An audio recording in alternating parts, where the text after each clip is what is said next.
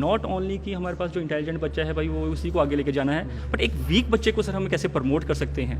Main हमारा purpose इस school में करने का ये था कि ये रोज़ रेगुलर बेसिस पे न्यू प्रोग्राम्स इंट्रोड्यूस करते हैं, तो बच्चों के लिए एक्सपोजर के लिए so they are doing the best, और तभी हमने we chose this school in Bari ब्राह्मणा।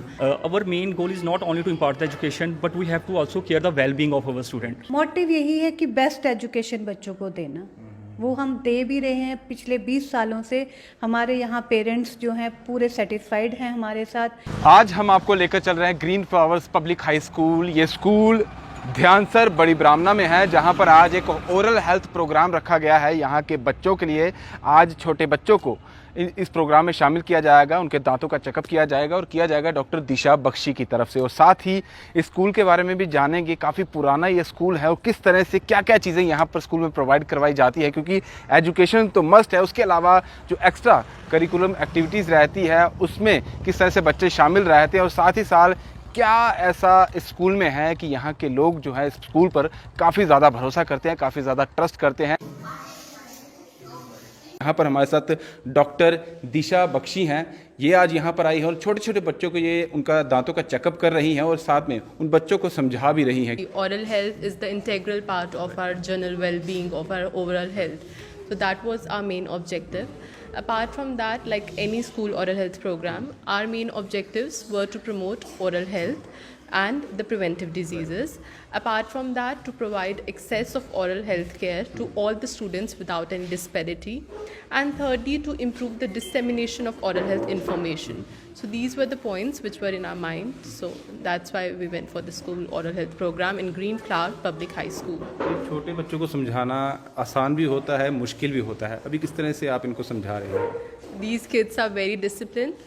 Thankful to the school authorities and the teachers here. They are very disciplined and they are undergoing the whole procedure very nicely, very gently.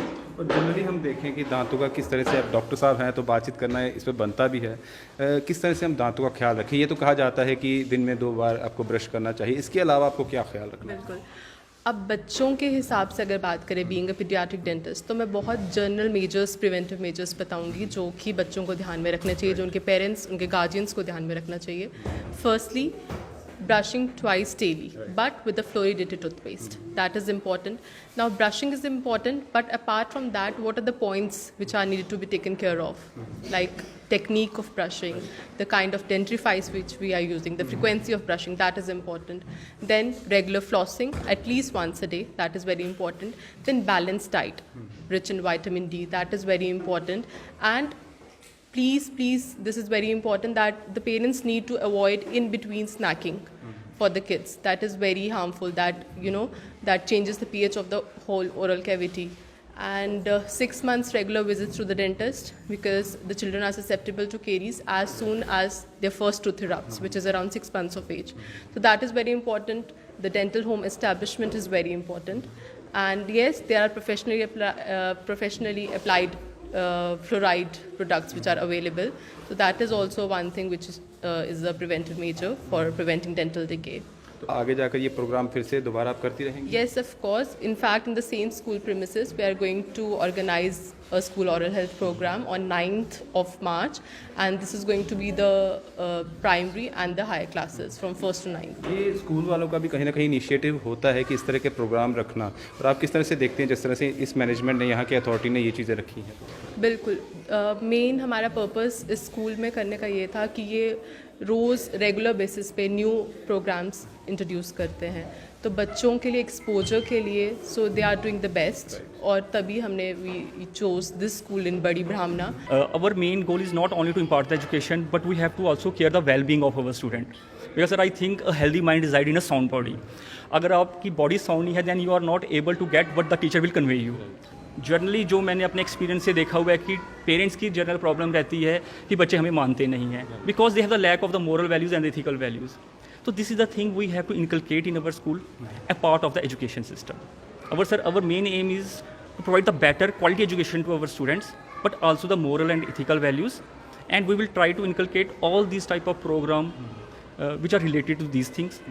so that in our school we provide the learning as well as the life skills and the life experience to our students. कि आजकल सिर्फ ऐसा system नहीं रहा कि सिर्फ पढ़ाई पढ़ाई पढ़ाई है ना, आपको बच्चे को हर तरीके से ग्रूम करना है, हर एक एक्टिविटी में एनरोल करना है, क्योंकि सर कुछ बच्चे जो होते हैं वो पढ़ने में ब्रिलियंट होते हैं, है ना सर, और बाकी अगर आप डांस में बोलो शायद वहाँ पर लैकिंग कर जाएंगे, और सर कुछ बच्चे पढ़ने में बेशक वीक हों, बट अगर आप टेक्निकली अगर आप कहीं और चीज़ों में उनको देखो तो definitely they will be do wonder at that place. तो सर हमारा यही सिस्टम है, बाकी ये चीज़ें तो हम उनको करवा रही हैं. फर्स्ट ऑफ ऑल एजुकेशन से सबसे प्रायोरिटी है discipline. If the student is discipline it means अगर वो डिसिप्लिन है just you have to initiate him. अगर वो डिसिप्लिन नहीं है, आप जितनी मर्जी अच्छी एजुकेशन दे दो, he will not able to grab it. तो सर हमारा पहला सिस्टम यही रहता है कि अगर हम अपनी सीनियर मोस्ट क्लासेस की बात करें या जूनियर क्लासेस की बात करें, to inculcate discipline among all of our student. Sir अगर बच्चा डिसिप्लिन है तो ऑब्वियसली आप उसको किसी भी ट्रैक में जो है वो मोल्ड करके उसको आगे भेज सकते हैं. सेकेंडली सर जो हमारे वीक स्टूडेंट्स हमारे यहाँ पर रहते हैं, we have arrange extra classes for them. उनके लिए हम एक्स्ट्रा क्लासेस रखते हैं, चाहे इवनिंग क्लासेस हो हमारे लिए, क्योंकि सर जो बच्चे तो इंटेलिजेंट हैं पढ़ने में, ठीक है, just you have to give direction to them. But what for the weak students, उनके लिए we have to think something else out of the box. तो उनके लिए सर हम स्पेशल उनको गाइडेंस की जाए, ताकि वो बच्चा भी जो है अपने आप को एक लेवल पे एनहांस कर सके एंड फील कॉन्फिडेंस. क्योंकि सर जनरली क्या होता है कि स्कूल इस चीज़ को इग्नोर कर देता है. सर इंटेलिजेंट स्टूडेंट का रिजल्ट बनाना है बट वीक स्टूडेंट्स को नहीं देखना है. Everything is in my mind कि ये चीज़ें को हमें थोड़ा ठीक करना है, कि नॉट ओनली कि हमारे पास जो इंटेलिजेंट बच्चा है भाई वो उसी को आगे लेके जाना है, बट एक वीक बच्चे को सर हम कैसे प्रमोट कर सकते हैं.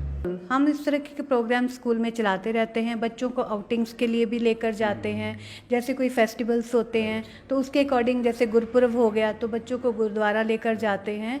तो इस तरह से प्रोग्राम्स हम स्कूल में चलाते रहते हैं. अभी लास्ट हमने पुलिस की पाठशाला स्कूल में ऑर्गेनाइज करवाया था. अमर उजाला प्रिंटिंग प्रेस लेकर गए थे, वहाँ पर बच्चों ने न्यूज़पेपर कैसे प्रिंट होता है उसके बारे में पूरी जानकारी हमने बच्चों को दी. अगर स्कूल की बात की जाए, आपने बताया कि 2000 में आपने स्कूल ओपन किया था और तब तक 5th तक ये स्कूल था और आज जर्नी 10th तक हो चुकी है. किस तरह का ये आपका पूरा जर्नी रहा है? जर्नी तो स्टार्ट में तो हमारा स्कूल जो था 5th तक था. हमने स्टार्ट जो था वो 5th तक किया था. उसके बाद हमने 8th तक किया, क्योंकि पेरेंट्स की यहाँ पे डिमांड इतनी थी कि नहीं हमें स्कूल जो है हाई स्कूल चाहिए. तो फिर हमने एकदम से तो परमिशन नहीं मिलता, बट उसके बाद फिर हमने पेरेंट्स की डिमांड को देखते हुए यहाँ पर हमने 10th तक स्कूल स्टार्ट किया, और उसकी हमें बहुत पेरेंट्स की तरफ से पूरी हमें सहयोग मिला. ये डिमांड हम समझ सकते हैं, क्योंकि कहीं ना कहीं स्कूल की तरफ से अगर ऐसी फैसिलिटी दी जाती है या पढ़ाई के साथ साथ बाकी जो चीज़ें रहती हैं, शायद उसी को लेकर पेरेंट्स चाहते थे कि अगर स्कूल यहाँ पर है तो कि ना और चीज़ें भी प्रोवाइड करवाई जाए. हाँ बिल्कुल बिल्कुल यही था. पेरेंट्स को यहाँ पर पहले जो था, ड्यू टू रूरल एरिया, यहाँ पर इतनी फैसिलिटीज़ नहीं मिलती थी. सबसे पहले 2000 में हमने यहाँ पे बच्चों को ट्रांसपोर्ट फैसिलिटी अवेलेबल करवाई. और रिमोट एरियाज़ जैसे काफ़ी हमारे खैरी, रतनाल, वहाँ पर पेरेंट्स को बिल्कुल भी ट्रांसपोर्ट फैसिलिटी नहीं मिलती थी. तो पेरेंट्स ने कहा कि यहाँ पे स्टार्ट तो होता है बट उसके बाद ऐसा कुछ नहीं होता. लेकिन हमने पूरा उनके साथ पूरे ईयरली ट्रांसपोर्ट फैसिलिटी अवेलेबल हुई. उसके बाद उससे साथ पेरेंट्स के साथ हमारा जो था रिलेशन एक बहुत अच्छा बन गया, और हमारी जर्नी आगे आगे चलती गई और आज हम यहाँ पहुँचे हैं. और रिज़ल्ट के 100% रिज़ल्ट हमारा रहता है. पेरेंट्स बहुत ही सेटिस्फाइड हैं हमसे. मोटिव यही है कि बेस्ट एजुकेशन बच्चों को देना, वो हम दे भी रहे हैं. पिछले 20 सालों से हमारे यहाँ पेरेंट्स जो हैं पूरे सेटिस्फाइड हैं हमारे साथ. अच्छा रिज़ल्ट देते हैं. पेरेंट्स को किसी तरह की कोई प्रॉब्लम हमसे नहीं है. और आप भी अपने बच्चों का अगर यहाँ पर एडमिशन करवाना चाहते हैं तो ज़रूर विज़िट करिए.